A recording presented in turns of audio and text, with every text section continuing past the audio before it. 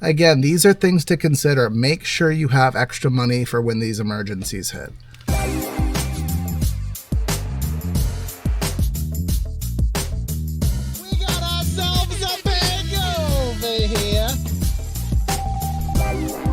Hello, and welcome back to another Cruisin', or should I say Parked with Corey here. We are not out on a dash because we can't, so this video is going to be kind of an update to some recent events that have gone on in my automotive life, and kind of a little bit of a disclaimer and a reminder of something that a lot of gig drivers forget about in our day-to-day DoorDashing, sparking, Ubering, catering, whatever it is that we do that drives our car. If you don't mind, hit the like, share, comment, and subscribe things, and all the do's helps me out immensely. This is very helpful for me right now, as I'll get into. Take you for ride-alongs. Usually we do tips and tricks, we do update videos, and today is more of a PSA, something that we forget about. So this video is jumping the queue. I have a couple ride-alongs in the works that I was editing, but this one's going to take the cake and kind of jump the line. So to precurse things that you will see in subsequent videos, I was just really sick for a few days. About 2 weeks ago, I missed about probably 3, maybe 4 days of gig. I was just complete trash. I could barely breathe with my sinuses. The pollen was really getting to me.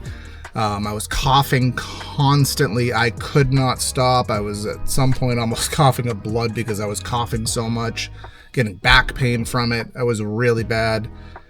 So I missed a few days. And naturally in gig, you miss work.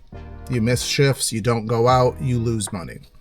That's why it's always important to take advantage of the good days, because you never know when the bad days are going to happen or when you need to take time off. Because newsflash,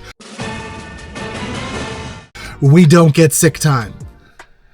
So I was already batting from behind. So I did a little 3-day series of me trying to at least get $200 a day, which I know $200 a day for most of you is nothing. But in my market lately, it's not even been a guarantee for me. So I pushed myself to get at least 200, and newsflash, I did. You will see those 3 videos trickling out pretty soon.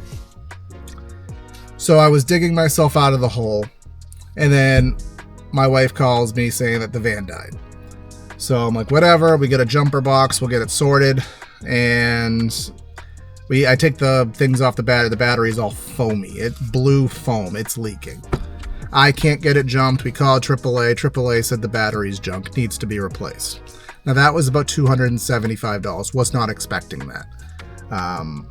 So I dug myself out of the hole. We dug ourselves out of the hole. Boom. Now negative $275. New battery in the family minivan. Was able to sort that one out. Was able to dig through it. And, you know, we're a week-to-week family. I'm not ashamed of it. A lot of us are. There's a common stat out there that like 50 or 60% of Americans can't handle a $400 unexpected expense. Well, at this moment in time, I'm kind of in that category. You know, we do have 401ks and, you know, savings accounts and stuff, but those aren't things you want to pull from. But it's good to have them. It's good that they're there. But yeah, we weren't expecting that. So then flash forward, I was doing a gig shift on Saturday, and I was having one of the best days I've ever had. It was about 6:45, and I was already at like $330 in about 8 hours. And honestly, I was going for 400 plus. I had energy. I was going to go to about 9 o'clock. And Walmart had a super good bonus going. And then this came across my dash. Now, I didn't think much of it. You know, when temperature fluctuations happen, tires lose air, not a big deal. So I pull over, I pump some air into it because I do have a little portable compressor. Everybody should have one. And I check it a little bit later. The light never goes away. So I pump it up again. And then I pump it up again, and it turns out I'm losing 5 pounds an hour.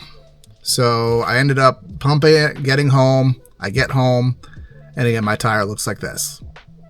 Completely flat. Go to BJ's, because that's where I bought them. He's giving me every excuse. Says he can't patch my tire, blah, blah, blah, blah. I can't plug it, I should say. End up going on my town Facebook page, and some nice guy on a Sunday, because a Sunday is the worst time to have a car problem. He offers to come out and check out my tire for me, and he has a plug set. Takes it off, and it's not a nail. It was the entire sidewall. The inner sidewall of one of my tires was like ripped. It's hard to explain. I didn't get a picture of it, but it's not repairable. And because I drive a hybrid, it's heavier. The tires are more expensive. So I'm about $900 right now on another unexpected car expense. Now, I was prepared to put tires on in the fall. I was hoping to get to the fall, put some things together financially, get some things paid off, move some money around. I wasn't ready for it now. So on a month where I was already batting from behind from missing work for about 3 or 4 days, then getting hit with about $275-ish for the battery, now I'm down $900. Not doing very well right now. So luckily, I did have an emergency fund.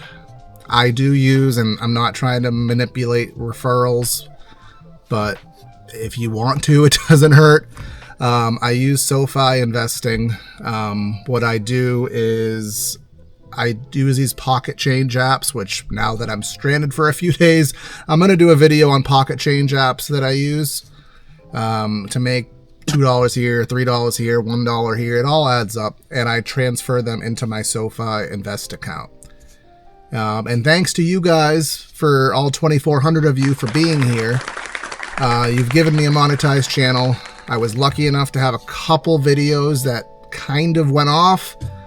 On average, I probably get $4 to $5 from every ride along that I post, but these Walmart videos that I did, they made me a couple $100, I'm not gonna lie. So I was able to put as much of that money as I could afford to into that SoFi account. So luckily, I technically have the money for these tires, but now I have no emergency fund left. And that's where I want to get to. As I'm 8 minutes in, I know if you've made it this far, I'm sorry, but I know a lot of you guys, we're a community, we help each other, we're here for each other.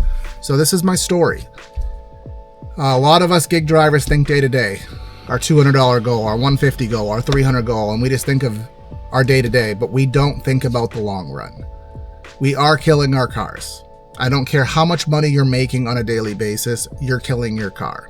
Whether you're driving 75 miles a day, 100 miles a day, 150, 200 plus miles a day, we have to be ready for these moments. I highly recommend to try to put something aside. Obviously, you should be saving for taxes as it is, but make sure you have an emergency fund. I know Toya Drives did a video on this, like her transmission went, I think, on her Jeep, and it put her behind because she couldn't make that gig money that she was used to. I know she has a full-time job, so it's a little different. I don't have a full-time job. That makes it worse. I can't just depend on the W-2 check. I can't just take an Uber to work or a family member to work and still get my regular pay. I can't just take a vacation week. We're just out moneying. Make sure you're doing something. Now, I'm going to do a video on my pocket change apps.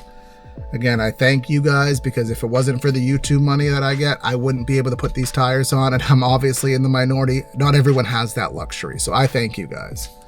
My SoFi link is in the description of this. It's for the active investing, which means you technically do your own stocks.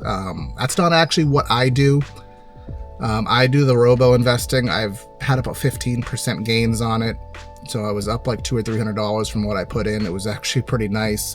What I recommend doing, I think if you put $25 in, you get $25 back. As soon as that extra $50 hits your account, my recommendation is to move it into their robo investing account and just let it do the work. Maybe schedule 10, 20 bucks a week to go in there. And that way, when these kind of things happen, you're covered. Whether it be your transmission, which is probably the worst case scenario, whether it be a new set of tires, which you're probably going to have to do at minimum every other year instead of every 4 to 5 years like a normal person.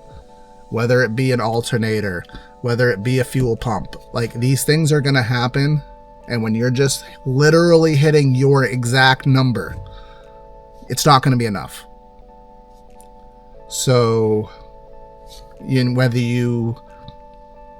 if you're trying to hit $200 a day because you've calculated your rent, you've calculated your electricity, your groceries, your gas, any extracurriculars or whatever it is, if you've calculated just to make it get by, you have to add 10, 20, 30% to that to save to the side.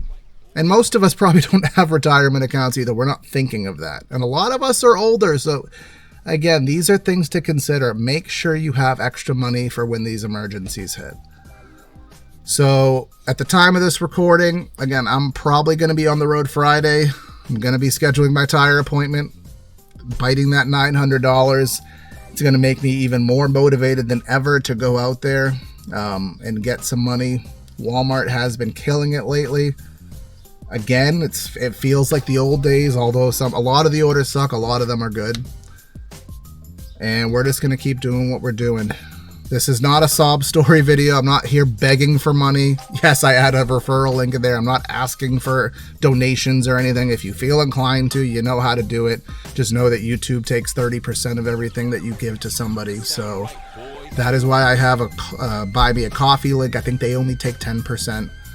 But anytime you give someone a donation on YouTube, just know that YouTube is taking 30% of it. So, but anyways, I appreciate you guys all watching. Stay tuned. My frequency of videos is going to go up in the next couple weeks because I have a lot more time on my hands while I'm not doing gig. I might be doing more update videos because that's all that I can do until I get this car situation sorted. But I appreciate you listening to my ramble. Again, keep yourself protected, keep yourself ready, because you never know when you're going to be trapped when that vehicle has issues and you have expensive repairs to do. I wasn't ready for it, but I'll get through it. Heart's still beating. I woke up. We'll find a way to get through this. But I appreciate you guys listening to me ramble. If you made it this far, like, share, comment, subscribe. How have you been? Let me know, when was the last time you were out? When was the last time you had to do a major expense that you weren't ready for? Let's give each other motivation to get through these situations, get your savings ready, and keep on gigging, keep on chugging, and do whatever you got to do to make the money that you need to make. But this is Cruising with Corey. Corey out.